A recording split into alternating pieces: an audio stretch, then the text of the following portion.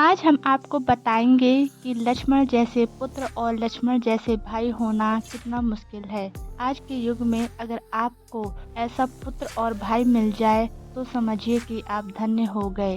रामायण के अनुसार वनवास तो सिर्फ भगवान राम को हुआ था, लेकिन लक्ष्मण अपने भाई से इतना प्यार करते थे कि उन्होंने भी उनके साथ जाने का फैसला लिया और पूरे 14 वर्ष तक उनके साथ रहे भी। अगर लक्ष्मण राम जी के साथ वनवास ना जाते तो उनसे यह कोई नहीं कहता कि तुम वनवास क्यों नहीं गए, क्योंकि उन्हें तो वनवास हुआ ही नहीं था।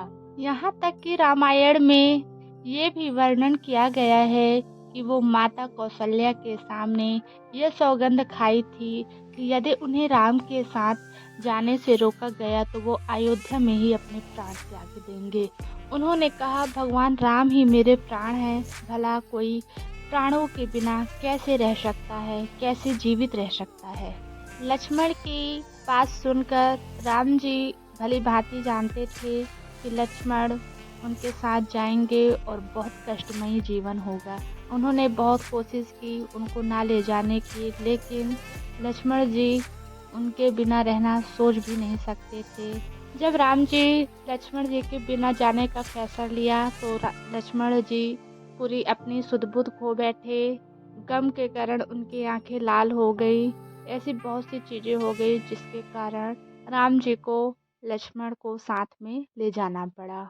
एक तरफ भगवान राम की तरह लक्ष्मण जी भी विवाहित थे। सीता जी की तरह लक्ष्मण जी की भी पत्नी उर्मिला थी और वह भी साथ जाने की आग्रह कर रही थी।